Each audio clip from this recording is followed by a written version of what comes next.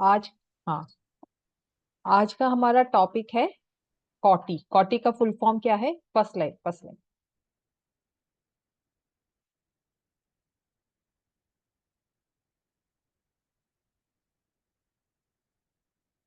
First line से कर देना।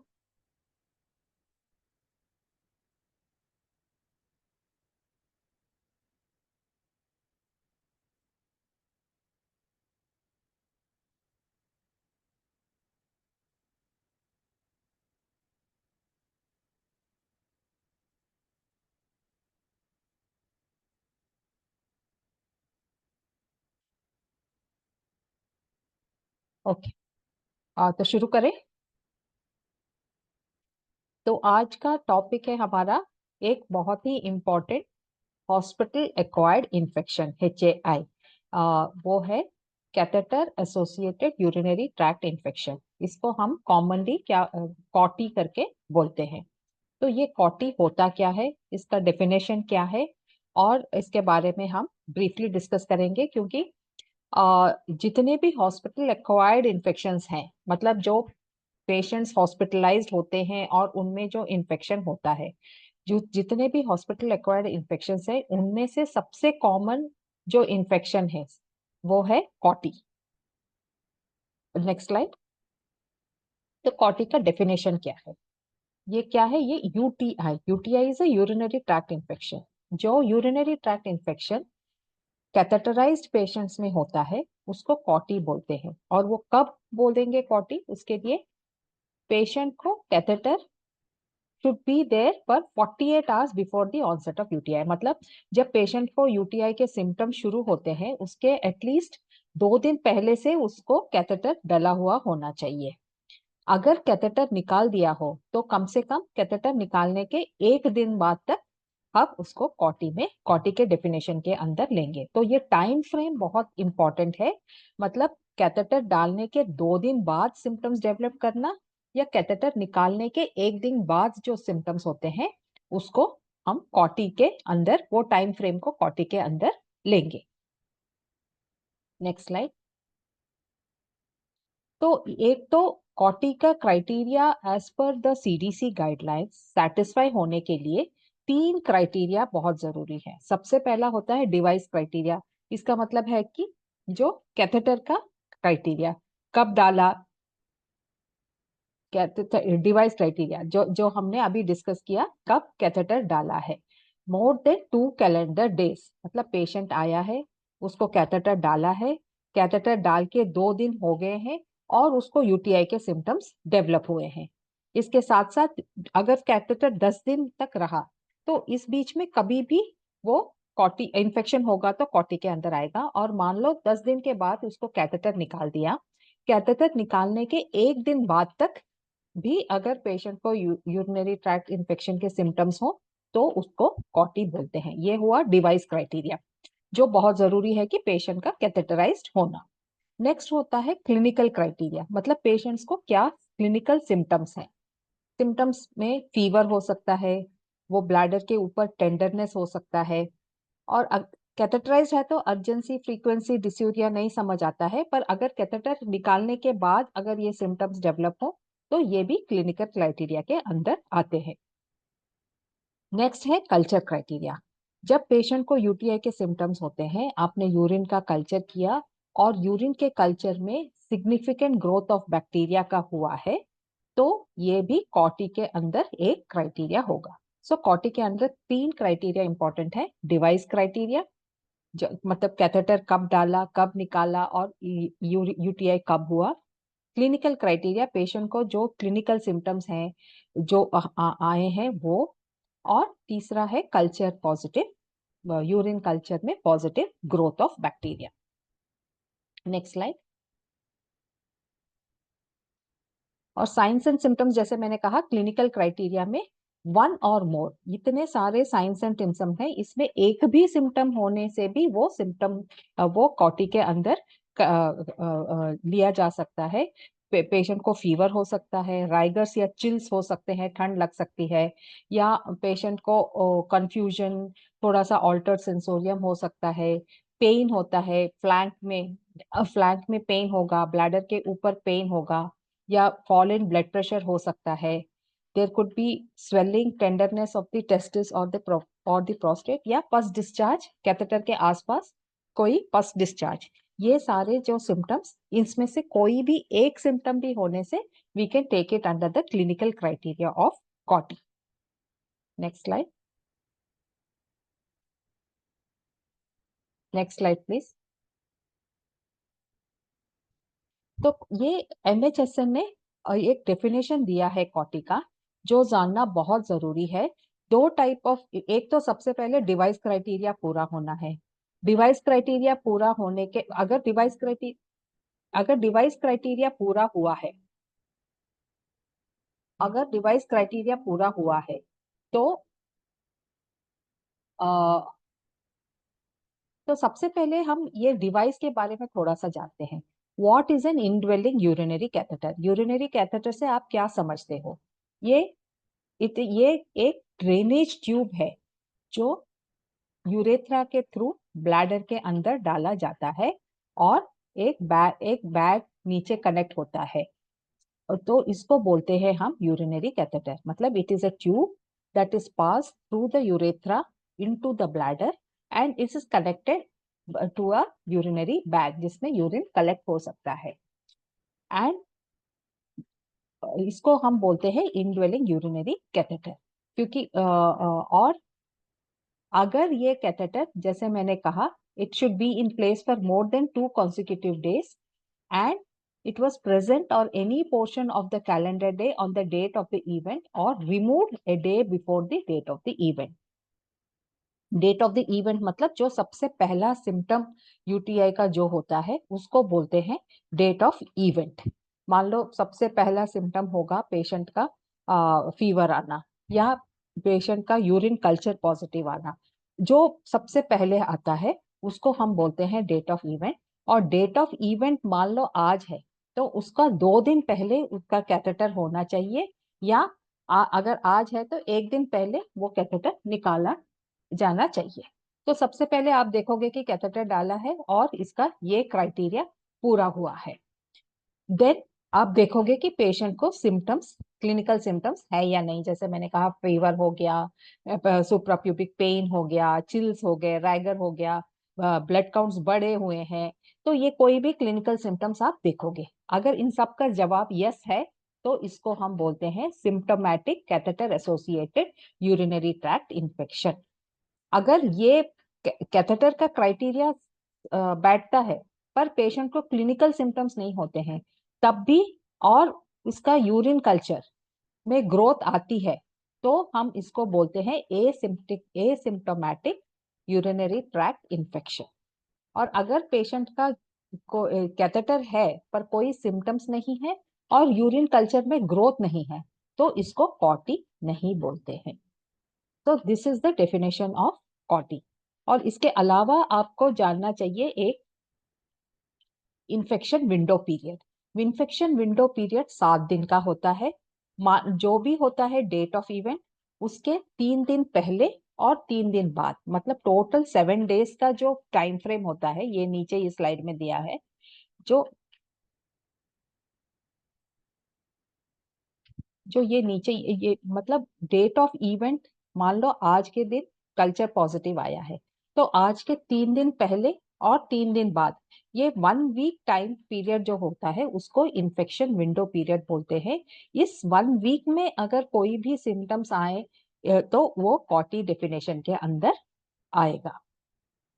तो are you clear about what is CAUTI? If symptoms के साथ कैथेटर, प्रेजेंस ऑफ कैथेटर है, तो उसको सिम्टोमेटिक कॉटी बोलते हैं।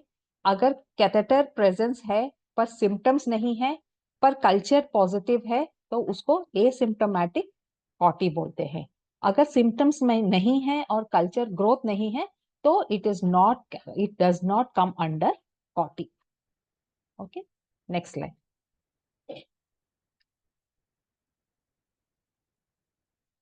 Next slide please. तो कॉटी कैसे हो सकता है? पेशेंट को कैथेटर हमने डाला तो हमने उसके बॉडी मतलब उसके ब्लैडर को हमने बाहर के एनवायरनमेंट से कनेक्ट कर दिया। तो बाहर के एनवायरनमेंट से हम पेशेंट को एक्सपोज कर रहे हैं पूरे बाहर के एनवायरनमेंट के लिए। तो तो बैक्टीरिया पेशेंट के अंदर जाने के चांसेस बढ़ जाते हैं। तो कैसे बैक्टीरिया पेशेंट कैथेटराइज पेशेंट में उसके बॉडी के अंदर जा सकते हैं? सबसे पहला होगा eight the time of insertion, जब आप कैथेटर डाल रहे होगे, अगर आपने प्रॉपर एसेप्टिक प्रिकॉशंस नहीं लिए तो आप उसको कंटेमिनेट करके पेशेंट में इन्फेक्शियस बैक्टीरिया अंदर डाल सकते हो। नेक्स्ट हुआ through the catheter lumen from A colonised drainage bag. मान लो आपने प्रॉपरली उसको मेंटेन नहीं किया, प्रॉपर उसकी क्लीनिंग नहीं की, ड्रेनेज बैग को प्रॉपरली एम्प्टी नहीं किया, तो क्या है, वो बैक्टीरिया उसके अंदर जो रहते हैं वो अंदर लूमेन के अंदर से जाके पेशेंट के यूरेथ्रा और ब्लैडर के अंदर जा सकते हैं। और नेक्स्ट है along the external surface of the catheter. बस कैथेटर के बाहर, मान लो आप मैनिपुलेट कर रहे हो कैथेटर पर एसेप्टिक प्रिकॉशंस नहीं फॉलो कर रहे हो, तो उसके बाहर बाहर से मतलब लूमेन के अंदर से भी जा सकते हैं या ट्यूबिंग के बाहर बाहर से भी जाके ब्लैडर में एंटर कर सकते हैं। सो दे आर थ्री मेथड्स जिससे बैक्टीरिया अंदर पेशेंट के ब्लैडर के अंदर जा सकते हैं एक्सटर्नल एनवायरनमेंट से पेशेंट के अंदर। Next slide. तो ये है points of entry. So insertion के टाइम अगर आपने एसेप्टिक प्रिकॉशंस नहीं लिए तो जब आप कैथेटर अंदर डाल रहे हो तब बैक्टीरिया अंदर घुस सकते हैं। Bacteria movement along the catheter, ये लूमेन के ये ड्रेनेज बैग आपने ठीक से एम्प्टी नहीं किया, या आपने प्रॉपर यहाँ पर आपने प्रॉपर एसेप्टिक प्रिकॉशंस ये क्लीनिंग का नहीं किया, तो लूमेन के अंदर से ये अंदर ब्लैडर में जा सकते हैं। जैसे ये, और जब breaks in the catheter tubing, collection bag properly कुछ लीकेज हो रहा है, यहाँ से कुछ लीकेज हो रहा है, ये सब सिचुएशंस में क्या है, ये बैक्टीरिया लूमेन के अंदर से जाके जा सकते हैं। कई पेशेंट्स में जो प्रोलॉन्ग कैथेटर काफी दिन तक रह जाता है, तो हॉस्पिटल एनवायरनमेंट में कई सारे माइक्रो ऑर्गेनिजम्स होते हैं, वो क्या करते हैं, लूमेन के बाहरी एरिया को पूरा कॉलोनाइज कर लेते हैं। और जब बाहरी एरिया को कॉलोनाइज कर लेते हैं और अगर आपने डेली मेंटेनेंस नहीं किया, कैथेटर ट्यूबिंग को प्रॉपरली, बाहर का जो सरफेस है उसको अगर आपने प्रॉपरली क्लीनिंग नहीं किया, तो भी वो बैक्टीरिया अंदर जा सकते हैं। सो आई होप आप क्लियर है कि कैसे बैक्टीरिया कैथेटराइज पेशेंट में ब्लैडर के अंदर अगर जब बैक्टीरिया ब्लैडर के अंदर पहुंच जाता है तभी वो यूटीआई कॉज करने लगता है। Next slide. तो वही हमने देखा risk factors, method of catheterisation, मतलब आपका मेथड प्रॉपर होना चाहिए, उसमें कुछ कमी होगी तो यूटीआई हो सकता है। ड्यूरेशन ऑफ कैथेटर, मतलब अगर जितना लंबा टाइम उतना रिस्क बढ़ते जाता है यूटीआई का। क्वालिटी ऑफ कैथेटर केयर, ये बहुत जरूरी है कि जब तक कैथेटर पेशेंट के अंदर है आपको उसका प्रॉपर केयर करना बहुत जरूरी है। और चौथा है होस्ट ससेप्टेबिलिटी, कई होस्ट जो इम्यूनो कॉम्प्रोमाइज्ड होते हैं, जो कैंसर के पेशेंट्स होते हैं, जो न्यूट्रोपिनिक होते हैं, तो उन पेशेंट्स में they are more prone for infections, transplant recipients होते हैं। तो एक होस्ट फैक्टर होता है जो हमारे हाथ में ज्यादा नहीं है, पर ये तीन we can prevent these three factors: method, duration, मतलब try to keep the catheter for as short duration as possible, जैसे ये लगता है कि और कैथेटर की जरूरत नहीं है, patient can walk and use the washroom, तो कैथेटर हटा देना चाहिए। और quality of catheter care, every day उसका प्रॉपर केयर और मेंटेनेंस करना जरूरी है। सो अब इन मेथड्स के बारे में, मतलब कैसे प्रिवेंट करें, इन मेथड्स के बारे में हम थोड़ा डिटेल में अभी डिस्कस करेंगे। Next slide. So best practices, तो कॉटी पेशेंट को कैथेटर डाला, एक्सटर्नल एनवायरनमेंट से कम्युनिकेट हुआ, तो रिस्क फैक्टर तो बन चुका, हमने देख लिया क्या क्या रिस्क फैक्टर्स हैं। तो इसको प्रिवेंट करने के लिए हमें कुछ प्रैक्टिसेस फॉलो करने होते हैं। तो सबसे पहले क्या है, hand hygiene. Hand hygiene before and catheter insertion और मैनिपुलेशन, मतलब जब आप कैथेटराइज करोगे, कैथेटराइज करने से पहले और उसके बाद और मैनिपुलेशन, जब भी कैथेटर को हैंडल करोगे, either for collection of urine sample, either during cleaning of the emptying of the urinary bag, जो भी जब भी आप उसको टच करोगे तब इस हैंड हाइजीन बहुत जरूरी है। देन नेक्स्ट है यूज कैथेटर्स,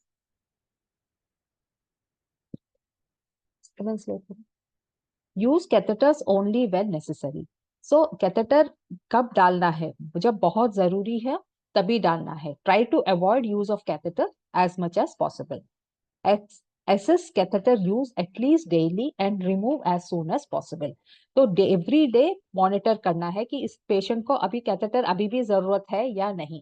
जैसे ही लगता है कि अभी पेशेंट को कैथेटर की जरूरत नहीं है, इमीडिएटली उसको हटा देना चाहिए, क्योंकि जितना लंबा टाइम कैथेटर रहता है उतना ज्यादा इन्फेक्शन रिस्क बढ़ जाता है। Ensure only properly trained individuals who know aseptic technique are responsible for insertion of catheter. So, जो आपके staff है, there should be a particular group of staff जिसको training देना जरूरी है on catheter insertion techniques, और वही staff catheter insert करेगा. You cannot leave the job of catheter insertion to a junior staff. Only trained staff, and अकेला कोई only single staff भी कभी कैथेटर इंसर्शन नहीं करना है। दे शुड हैव अ बडी, एक हेल्प होना जरूरी है, दो लोग मिलके साथ में, क्योंकि one will give you the instruments and one will do the procedure, तभी आप पूरा एसेप्टिक प्रिकॉशंस फॉलो कर सकते हो। सो ये कुछ जरूरी पॉइंट्स हैं जैसे जिससे हम कैथेटर कॉटी प्रिवेंट कर सकते हैं। Next slide. तो कैसे इंसर्शन का कैसा टेक्निक होता है? सबसे पहले perform hand hygiene, then clean the skin around the meatus using an antiseptic. कोई भी एंटीसेप्टिक से मियटस के सराउंडिंग एरिया को अच्छे से आप सबसे पहले क्लीन करोगे। उसके बाद maintain strict aseptic technique. Maintain strict aseptic technique कैसे करोगे? सबसे पहले ड्रेप करोगे, वो एरिया को होल शीट लेके ड्रेप करोगे, एक स्टेराइल ड्रेप शीट लेके। फिर जितना भी इक्विपमेंट होता है वो स्टेराइल होना चाहिए, तो ऑटोक्लेवेबल सेट्स होने चाहिए, तो वही वाला स्टेराइल इक्विपमेंट आपको यूज करना चाहिए। ग्लव्स भी जो नॉर्मल आपके ग्लव्स होते हैं वो नहीं, you have to use sterile gloves while catheterisation. Drapes, sponges, सब जो आपके गॉज पीचेस पीसेस होते हैं, जो गॉज आप यूज करते हो, जो आप कैथेटर यूज करते हो, वो एसेप्टिक प्रिकॉशंस के खोलना होता है। So strict aseptic precautions at every step आपको पूरा ध्यान देना जरूरी है। Insert catheter to appropriate length and check urine flow before balloon inflation. Check इसलिए करना है ताकि यू आर श्योर कि आपने कहीं ठीक, you have gone inside the bladder. Check करने के बाद ही बैलून को इन्फ्लेट करना चाहिए, up to 5 to 10 cc saline inject करके। उसके बाद जो कैथेटर ट्यूबिंग है उसको थाई के inner side of the thigh को पे एक प्लास्टर के साथ उसको सिक्योर करना है ताकि वो हिले ना और खींचे ना, तो एक प्लास्टर से उसको सिक्योर करके रखना चाहिए। और जैसे ही आपका प्रोसीजर खत्म हो जाता है, हैंड हाइजीन करना है, और date, please mention the date of the insertion on the poly collection bag, so that you know कि आज हमने डाला है, कितने दिन हो गए हैं। और एक जरूरी है कि ये सब जितने भी आपके सप्लाईज हों वो एक जगह, एक ट्रे, एक किट होना जरूरी है। सो वार्ड्स में ensure that you have a Foley's catheter insertion kit, एक autoclavable kit with the appropriate size of the catheter, with the sterile gloves, with the sterile forceps, with the sterile antiseptic solution, with the sterile gauze pieces, ये सब set बना हुआ with sterile syringes, ये सब एक readymade set होना जरूरी है। क्योंकि यू कैन नॉट, एक बार प्रोसीजर स्टार्ट हो गया फिर आप देख रहे हो अरे ये नहीं है, फिर आप जा रहे हो कोई चीज ला रहे हो, तो उतना ज्यादा आपका जो एसेप्टिक बैरियर होता है वो टूट जाता है। So to prevent that you keep readymade sets with all the required supplies, जितने भी आपकी सप्लाईज जरूरी हैं इंसर्शन के लिए, वो सारी सप्लाईज एक साथ आपने एक किट बना के रखना चाहिए। So when as a nurse आपके वार्ड में it is your duty to ensure that ये किट्स अवेलेबल हैं at any point of time, they are properly autoclave, autoclave का लेबल है, एक्सपायरी, ऑटोक्लेव एक्सपायरी नहीं होना चाहिए. So as an ICN during your rounds, you have to keep a check on this कि kits हैं, autoclaved हैं, कोई expiry तो नहीं है. And you have to check, एक चेकलिस्ट लगा हुआ होना चाहिए. आप चेकलिस्ट में देखोगे कि सारी सप्लाईज हैं या नहीं. इफ कुछ सप्लाई मिसिंग है तो you can train the staff कि ये सप्लाई जरूरी है, इसमें ये पर्टिकुलर सप्लाईज मिसिंग है. तो वहां पर as an ICN you can ensure that your proper kits are maintained. Next slide. तो ये थोड़ा सा मैंने डायग्रामेटिकली इसको डिस्क्राइब किया है. सबसे ये बंडल केयर. बंडल केयर में क्या है, at the time of insertion आपको hand hygiene before and after insertion perform करना जरूरी है. Next slide. जो जैसे ये है इंसर्शन किट, ये इंसर्शन किट में सारी चीजें होना जरूरी है और एक अप्रोप्रिएट एंटीसेप्टिक सॉल्यूशन होना जरूरी है to clean the outer surface of the periurethral area को अच्छे से क्लीन करें. और फिर किट आप खोलें और किट के अंदर सारी जो चीजें जरूरी हैं, स्टेराइल चीजें, वो सारी किट के अंदर इंश्योर कि ये सारी सप्लाईज किट के अंदर हैं. Next slide. उसके बाद लुब्रिकेंट यूज कर सकते हो अगर जरूरी है तो. कैथेटर टिप को लुब्रिकेंट, और ये जो lubricant so that the patient does not feel pain, वो हिले ना. सो दैट इफ वो हिल जाता है तो खींच के यूरेथ्रल इंजरी हो सकता है, और अगर म्यूकोजल डैमेज होता है तो इन्फेक्शन का रिस्क और बढ़ जाता है.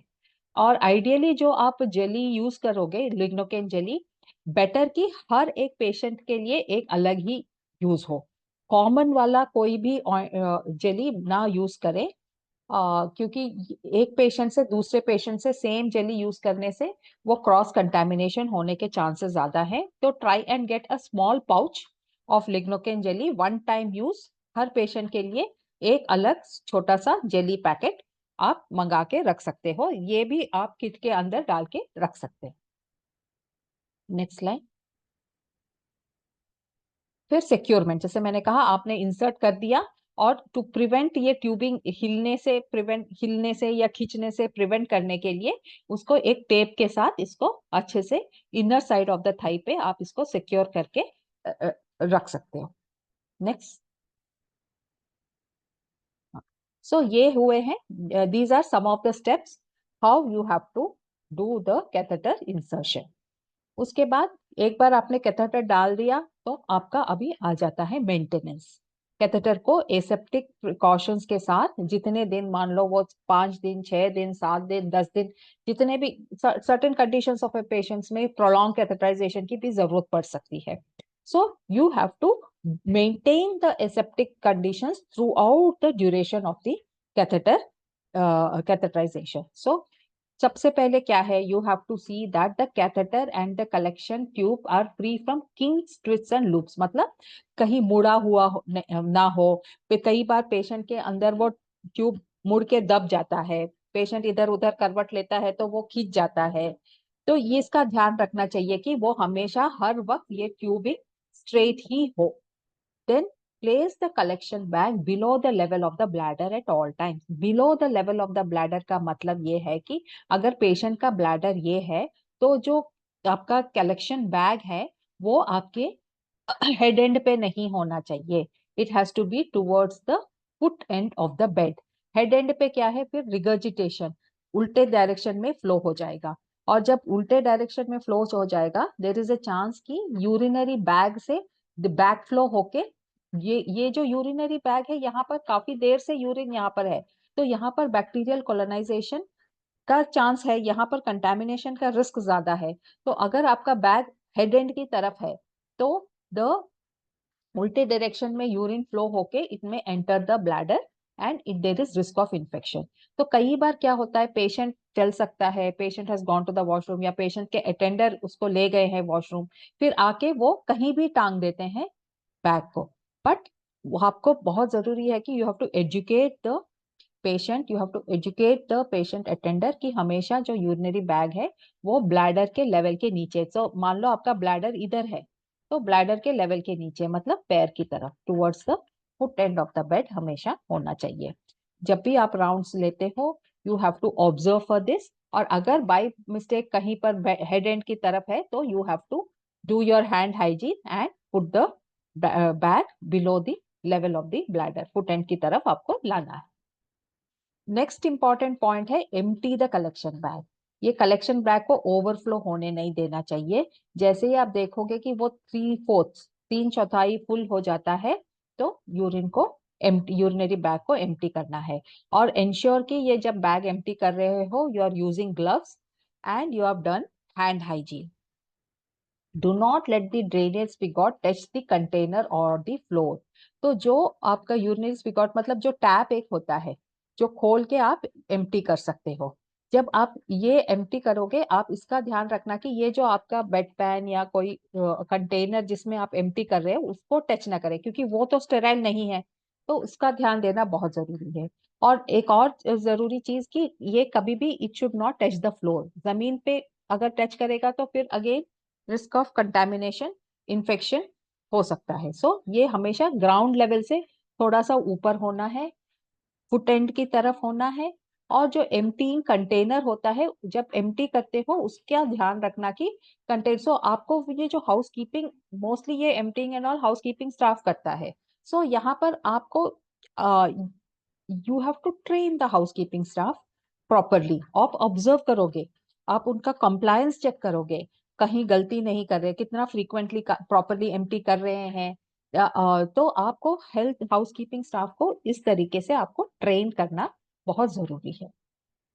Maintain a close drainage system, मतलब try and use a close drainage, ताकि आपको बैग निकाल के और खोल के, आजकल ये नीचे टैप वाले बैग्स आते हैं। पहले क्या था, you have to disconnect disconnect करके एम्प्टी करना होता है। सो वो होता है ओपन ड्रेनेज। जो इसमें टैप आता है तो आपको यहाँ से डिस्कनेक्ट करने की जरूरत नहीं है। अगर बैग को डिस्कनेक्ट करने की जरूरत नहीं है तो it is called close drainage. जो जब कैथेटर सिलेक्शन होता है तो prefer close drainage system of catheters. इससे इन्फेक्शन रिस्क और कम हो जाता है। जब भी जितना आप मैनिपुलेट करोगे ट्यूब को, उतना ज्यादा इन्फेक्शन रिस्क बढ़ता है। सो ट्राई टू अवॉइड वैसे वाले कैथेटर्स जिसमें आपको ट्यूबिंग निकाल के फिर बैग को एम्प्टी करने की जरूरत पड़े। Try to take the catheters which have a bag with a spigot, मतलब एक छोटा सा टैप इधर, तो आपने सिर्फ इसको खोला और एम्प्टी कर दिया। ये ट्यूबिंग को आपको टच करने की जरूरत ही नहीं है।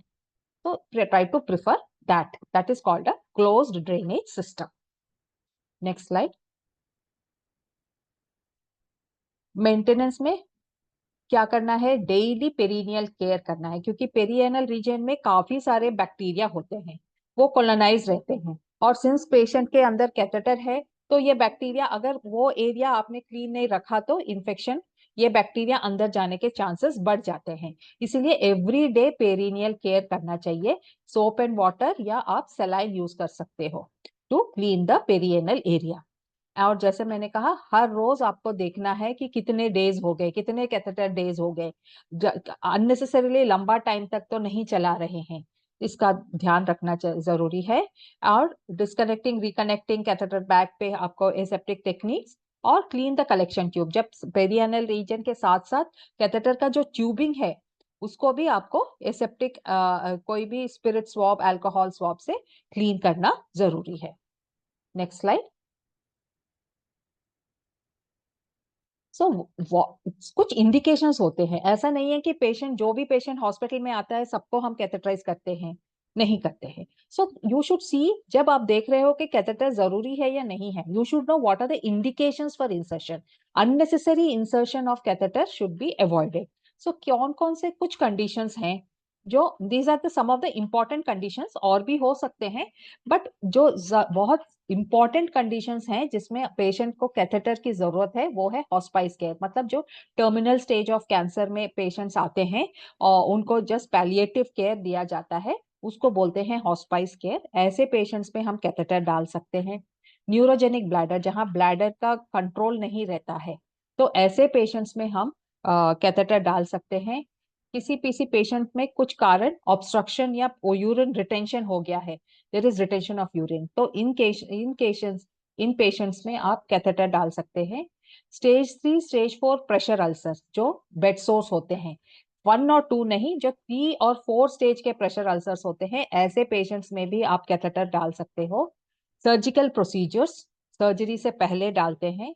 Critically ill patients to monitor urinary output, जो मोस्टली पेशेंट्स जितने भी आईसीयू में होते हैं, सो सारे they are mostly categorized as critically ill patients. तो जितने आईसीयू के पेशेंट्स हैं उनमें आप कैथेटराइज कर सकते हो। प्रोलॉन्ग्ड इमोबिलाइजेशन, इसके लिए भी नॉट नेसेसरीली सारे पेशेंट्स, कुछ कुछ कंडीशंस में आप कैथेटराइज कर सकते हो। So these are some of the important conditions जहां पर कैथेटर इंसर्शन कर सकते हो। तो साथ ही साथ हम जानेंगे कब करना, किस किस पेशेंट्स में आपको नहीं करना है। तो नेक्स्ट स्लाइड प्लीज।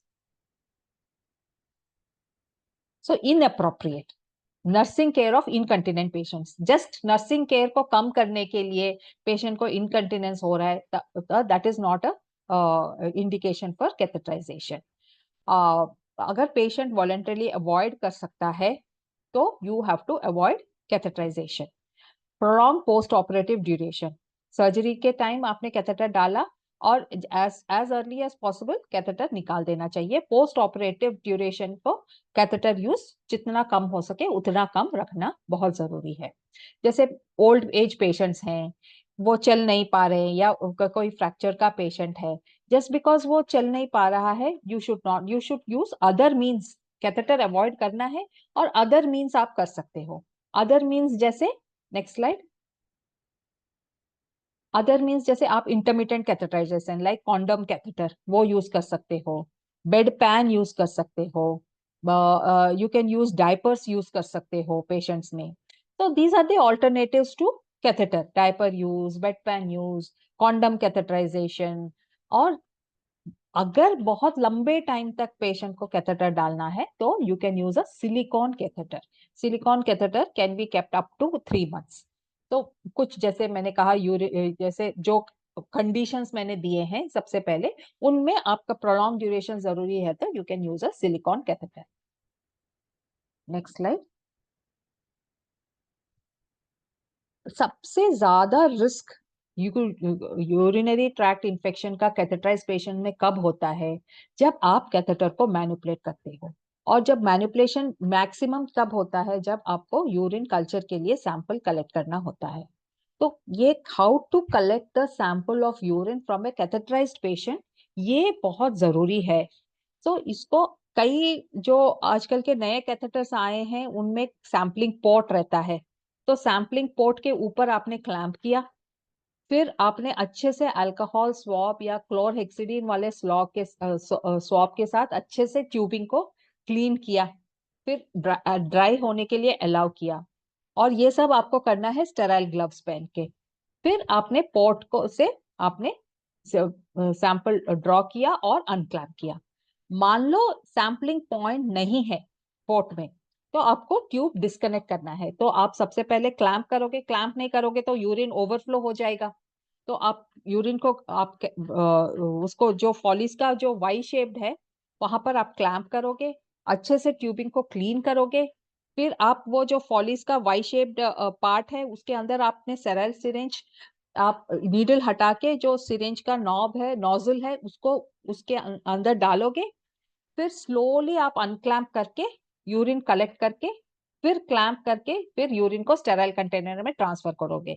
और जो ये जो आपको रखना है, जो आप ट्यूब डिस्कनेक्ट करते हो, so what you can do is, जो आपका स्टेराइल ग्लव वाला कवर होता है वो कवर आप बिछा लेना बेड साइड पे, और ये ट्यूबिंग को बस आपके स्टेराइल ग्लव से ही हैंडल करके उसको साइड में रखा।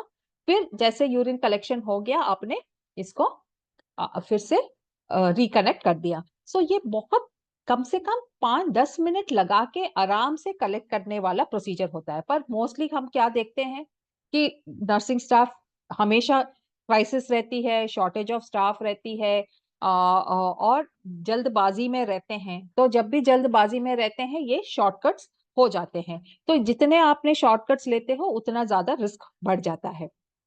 सो इसका आपको बार बार ट्रेनिंग देना जरूरी है, सो दैट जब एक एक चीज आप बार बार ट्रेन करोगे, जो बार बार आदत बन जाती है, तो आप टाइम भी सेव करोगे। और उनको ये समझाओ कि अगर आपने यहाँ पर 5 मिनट्स बचाने के चक्कर में आपने एसेप्टिक प्रिकॉशंस नहीं यूज किए, तो अगर पेशेंट को इन्फेक्शन हो गया, तो आपका केयर उतना ज्यादा बढ़ जाएगा, आपका टाइम उतना ज्यादा पेशेंट को देना है। मान लो ये नहीं किया और पेशेंट को इन्फेक्शन हो गया, पेशेंट को फीवर हो गया, so you have to keep taking his temperature, you have to maybe do a sponging, you may have to take repeated cultures। तो इस आपका वो टाइम देखो। तो ऐसे आपको you have to train, you have to make the staff understand what is the risk of taking shortcuts। और सबसे जरूरी अंडरलाइंड चीज है, never collect urine from the urinary bag. जो आपका ड्रेनेज बैग है, उससे कभी भी यूरिन नहीं कलेक्ट करना है। No, that is a major major major mistake. ऐसा अगर कोई स्टाफ करता है, तो he has to be given a warning कि this is the wrong way of doing it. So rounds में you have to keep monitoring ये सारी चीजें। Next slide. तो ये मैंने जस्ट डायग्रामेटिकली दिखाया है कि जिसका सैम्पलिंग पोर्ट है, कैसे इसमें से यूरिन कलेक्ट करना है। Next slide. ओके, कुछ कुछ कैथेटर्स होते हैं जो कॉटी के सर्वेलेंस में नहीं आते हैं। ओनली जो आप फॉलीज कैथेटर डालते हो, उसी को आप कॉटी के अंदर काउंट करोगे। सम पेशेंट्स में नेफ्रोस्टमी ट्यूब, जो जिसका कुछ किडनी सर्जरी हुआ है, उसमें नेफ्रोस्टमी ट्यूब्स होते हैं, कुछ इलियल कॉन्ड्यूट्स होते हैं, सुप्राप्यूबिक कैथेटर्स होते हैं, खासकर बच्चों में। अगर ऐसा कुछ कैथेटर है, तो इसको कॉटी के अंदर नहीं काउंट करोगे। इन पेशेंट्स को आप कॉटी के अंदर नहीं काउंट करोगे। ओनली जिन पेशेंट्स में फॉलीज कैथेटर है, उसी पेशेंट को आप कॉटी के अंदर, आप कॉटी सर्विलेंस के अंदर कैलकुलेट करोगे। Okay, next slide. तो कॉटी सर्वेलेंस के लिए आपको कॉटी कैलकुलेट करना है, मतलब कितना रेट है, कितना इन्फेक्शन रेट है। मतलब कैथेटराइज्ड पेशेंट्स में यूरिनरी ट्रैक्ट इन्फेक्शन का रेट कितना है, that is called the कॉटी rate, urinary catheter associated urinary tract infection rate. तो इसका एक फॉर्मूला है, that is number of symptomatic कॉटी divided by number of urinary catheter days into 1000। तो symptomatic कॉटी आपने आप जब रोज डेली राउंड्स लेते हो, आपको पता, मैंने एज पर द डेफिनेशन आपको देखना है कि ये सिम्प्टोमेटिक कॉटी के अंदर बैठता है या नहीं। मतलब पेशेंट का 2 दिन से, जब से डेट ऑफ इवेंट है उसके 2 दिन पहले से कैथेटर होना चाहिए, या कैथेटर रिमूव है तो उसका 1 दिन पहले ही कैथेटर रिमूव हुआ होना चाहिए, उसके सिम्टम्स होने चाहिए, उसका कल्चर क्राइटेरिया सेटिस्फाई हुआ या नहीं, क्लिनिकल क्राइटेरिया सेटिस्फाई हुआ या नहीं, और डिवाइस क्राइटेरिया सेटिस्फाई हुआ या नहीं। तो based on all that you will say okay this is CAUTI, this is CAUTI. 1 महीने में आपने, you can do it for the whole hospital if it is a smaller hospital. अगर बहुत बड़ा हॉस्पिटल है, 1000 बेडेड 1200 बेडेड, तो you can do it ward wise, कि ये सर्जरी वार्ड में इतना है, आईसीयू में इतना है, गायनी वार्ड में इतना है, you can divide it ward wise. और अगर it is just about a 200-300 bedded hospital, आप पूरे हॉस्पिटल का आप एक सिंगल कॉटी रेट आप कैलकुलेट कर सकते हो। सो यूरिनरी कैथेटर डेज मतलब जिस दिन से catheter, total number of patients. तो एक सेंसस बोर्ड होता है सारे हॉस्पिटल्स में, अगर आपने देखा होगा, just see that there is a census board, जिसमें लिखा रहता है कि आज इस वार्ड 1 में there are 5 patients with catheter, so you will write 5। Ward 1, ward 2, ward 3, सारे वार्ड्स का आप लिखोगे। एंड ऑफ द डे, जैसे महीने का फर्स्ट को आपने सारे, मान लो आपके हॉस्पिटल में देर आर 10 वार्ड्स, तो हर वार्ड में कितने पेशेंट्स, कैथेटराइज्ड पेशेंट्स हैं, वो टोटल नंबर, मान लो 10 वार्ड्स में आपके 15 पेशेंट्स हैं, 15। देन 2 अगस्त को कुछ लोगों को कैथेटर निकाल दिया गया होगा, कुछ नए लोगों को कैथेटर डाला होगा, कुछ डिस्चार्ज हो गए होंगे। सो फिर वही हर वार्ड का सेंसस बोर्ड होता है। एंड मान लो 2 अगस्त को there are 10 patients with catheter, so first day 15 हुआ, सेकेंड डे 10 हुआ, ऐसे पूरे महीने में all the 30 days you will count 10, 15, 20, किसी दिन 6, 8, जितने भी हो, every day you have to note total hospital में आपके कितने कैथेटराइज हैं। So that is called the denominator, that is urinary catheter days. इसको भी कैसे कैलकुलेट करना है, आई विल शो यू।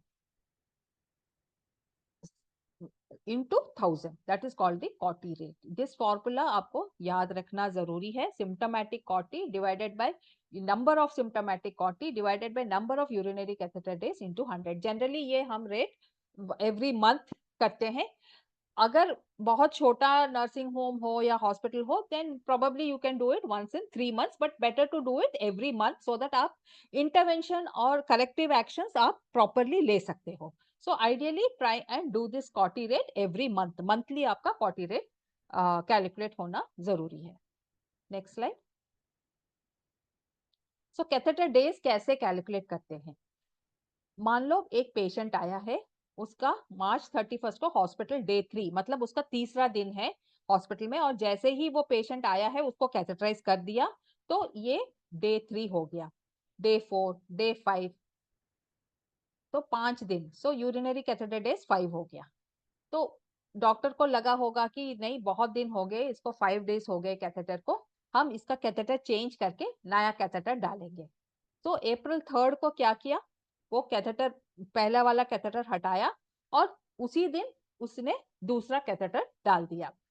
तो फिर तब आप क्या करोगे, जब नया कैथेटर डाला है पर बिल्कुल गैप नहीं है, तो उसका डेज आप कंटिन्यू काउंट करोगे. डे 6, डे 7, डे 8, 5 के बाद 6, 7. मान लो वो 3 अप्रैल को कैथेटर निकाल दिया, पर डॉक्टर को लगा कि चलो इसको हम विदाउट कैथेटर रखते हैं, let us check if the patient is able to pass urine, he does not require catheterization.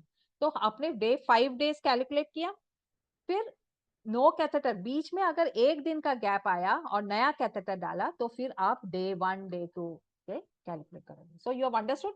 अगर एक दिन से कम गैप है तो उसको डे कंटिन्यूअस डेज काउंट करोगे. अगर एक दिन से ज्यादा गैप है, मतलब 1 फुल डे बिना कैथेटर का रहा है पेशेंट, तो यू विल स्टार्ट फ्रेशली, फिर डे 1, डे 2, डे 3 आप गिनना शुरू करोगे. सो this is how you calculate the catheter days, जो आपके डिनोमिनेटर डाटा है. Next slide.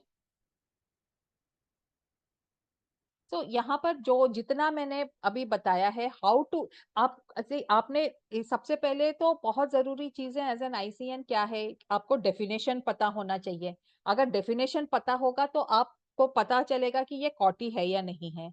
और आपका मेन एम होना चाहिए कि कॉटी का कंडीशन रेट आपको कम लाना चाहिए, नहीं तो बोलेगा आईसीएन क्या काम कर रहा है, व्हाट आर यू डूइंग, क्या कर रहे हो राउंड्स पे. सो हमने पढ़ लिया how to, insertion of catheter में क्या क्या प्रिकॉशंस कैसे करना है, कैथेटर मेंटेनेंस कैसे करना है, क्या क्या प्रिकॉशंस लेने चाहिए. We have to see appropriate conditions for catheter insertion, what are the inappropriate conditions, ये सब हमने जान लिया है.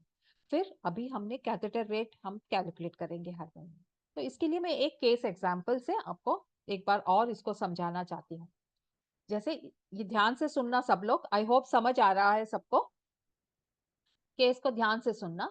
2 जून को एक 66-year-old आता है to the operation room for exploratory laparotomy, surgery के लिए आता है. 5 मिनट. तो जैसे ही पेशेंट आता है उसको फॉलिस इंसर्ट कर देते हैं और उसको सर्जरी हो जाती है, और उसके बाद पोस्ट ऑप सर्जरी वार्ड में शिफ्ट कर देते हैं. और पेशेंट को सर्जरी हुई है और सेकंड को, इसीलिए थर्ड को भी पेशेंट में कैथेटर डला हुआ है, फोर्थ को भी डला हुआ है, फिफ्थ को भी डला हुआ है, मतलब सेकंड, थर्ड, फोर्थ, फिफ्थ, 4 दिन हो गए.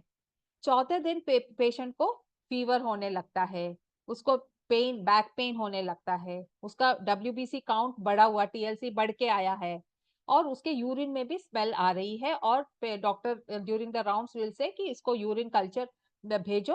और यूरिन कल्चर देखो, ये भी बहुत जरूरी है. यूरिन कल्चर का रिपोर्ट मोस्टली 2 दिन लगते हैं कल्चर रिपोर्ट्स आने में. तो आप डेट ऑफ कल्चर कौन सा लोगे, जिस दिन यूरिन सैंपल कलेक्ट करते हैं, that will be the day of positive culture. So 5th को ही यूरिन सैंपल कलेक्ट हुआ है, so 5th will be the date of positive culture. Report उसका 7 तारीख को आ सकता है, पर date of positive culture you will note it as 5th. जिस दिन कलेक्ट किया वही डेट है फॉर द पॉजिटिव कल्चर. तो अब इन कंडीशंस में आप क्या इसको बोलोगे? आई थिंक जिसको आंसर पता है वो अनम्यूट करके मुझे आंसर दे सकता है. इज दिस कॉटी और नॉट? यस, प्रदीप, प्रिया, ज्योति सारे हैं. कोई भी जिसको लगता है आंसर, अनम्यूट करके आप मुझे आंसर दे सकते हो. ये कॉटी के अंदर आएगा या नहीं? यस मैम, अगर कैथेटर पड़ा है उसी हम्म. ड्यूरेशन में फीवर सिम्टम कर रहा है हाँ और हाँ. टीचिंग और वो हो रहा है, तो मैम इसे कॉटी में करेंगे ना. कितना आपने 3 क्राइटेरिया देखो आप.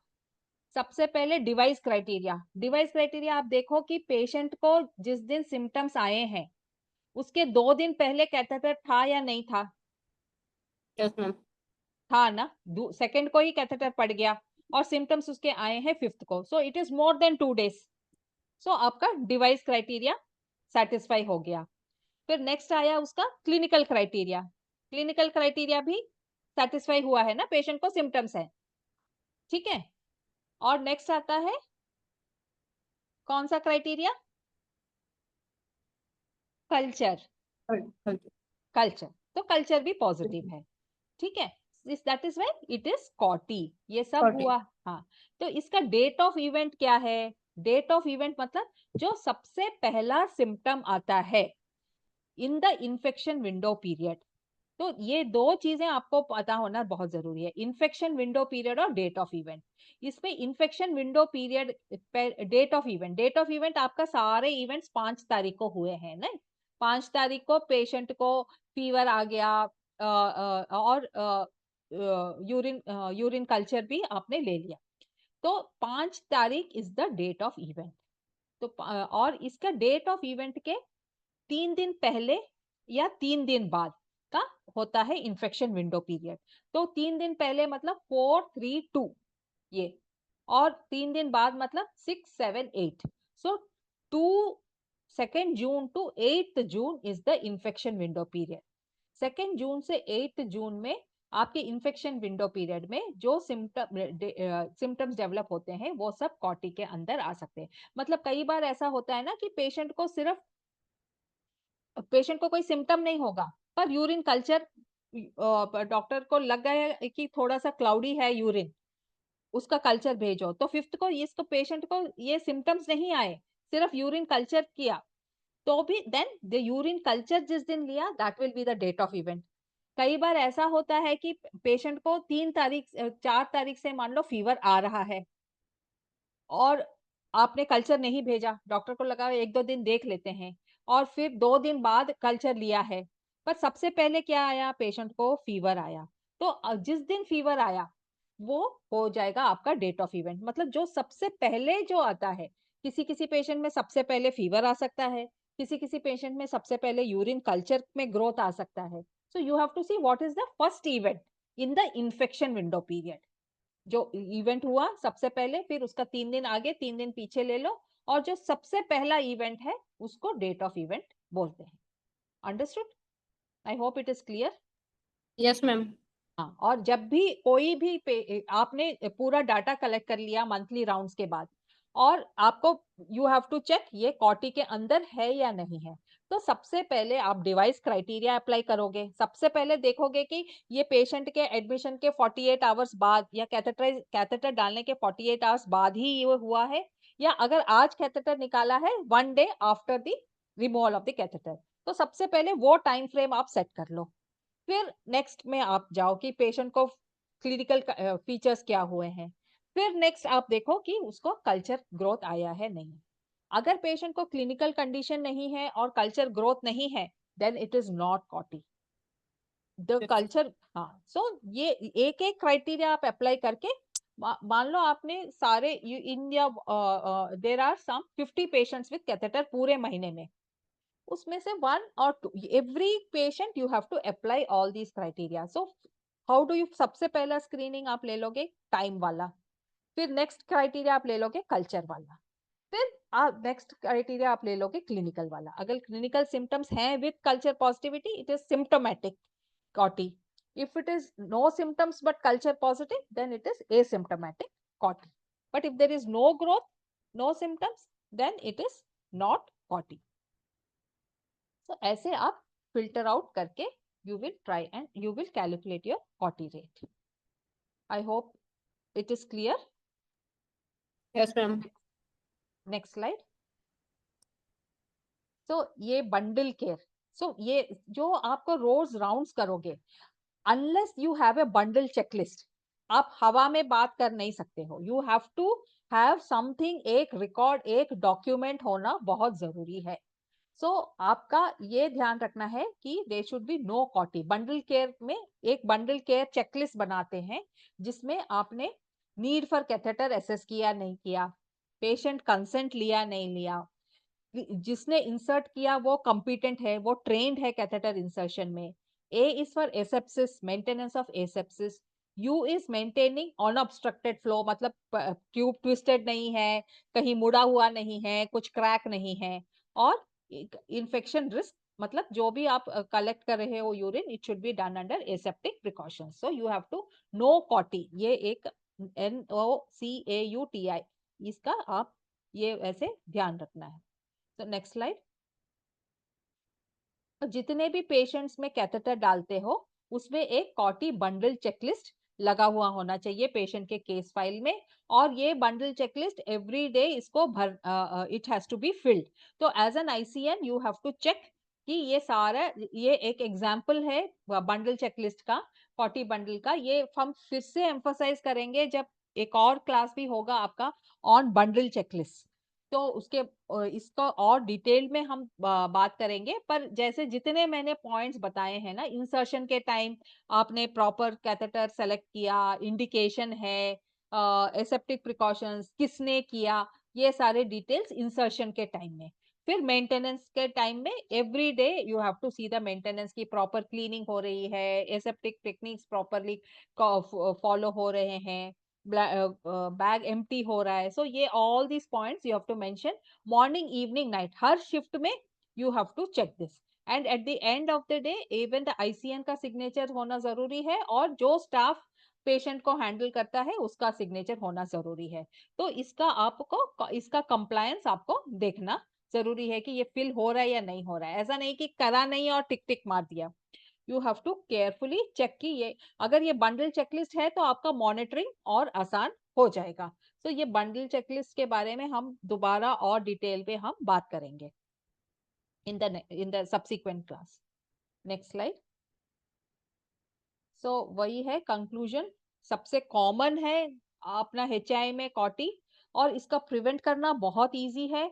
We have to be very careful, very vigilant, and एक टीम एफर्ट होना चाहिए. ये नहीं है कि सिर्फ वार्डनर्स की रिस्पॉन्सिबिलिटी है या ICN की रिस्पॉन्सिबिलिटी है. You have to work as a team. हमेशा जो टीम वर्क करोगे then the result will be positive. So this is about CAUTI. And as far as your exam is concerned, COTI बहुत important topic है. It is one of the important hospital acquired infection. तो आपको stress देना है definition के ऊपर, इसका COTI rate कैसे कैलकुलेट करना है उसके ऊपर, और इसका जो हाउ टू प्रिवेंट मेंटेनेंस, कैसे क्या क्या एसेप्टिक प्रिकॉशंस आपको फॉलो करने हैं, इसके ऊपर आपको ज्यादा ध्यान देना चाहिए. These are the 3 most important parts in this topic जो आपको बिल्कुल याद रखना जरूरी है. आप किसी को कुछ क्वेरी है, कुछ पूछना हो तो पूछ सकते हो. मैम, जो असाइनमेंट दिए थे वो इसी पे ग्रुप पे सबमिट करने हैं? हाँ, वो आपको आकाश हेलो समझा देंगे. हाँ जी, हाँ जी. Hello good evening sir. Hello जी, वेरी गुड इवनिंग. बताइए. सर, असाइनमेंट है वो सबमिट कहाँ पे होगा? असाइनमेंट सबमिट करने हमारी व्हाट्सएप पे जो मेल आईडी है हमारी, उसमें आप कर सकते हैं. और मेल हमने दे रखी है, या तो व्हाट्सएप पे अपने अपना असाइनमेंट हमें शेयर कर दीजिए, ओके ओके जो ऑफिस का नंबर है.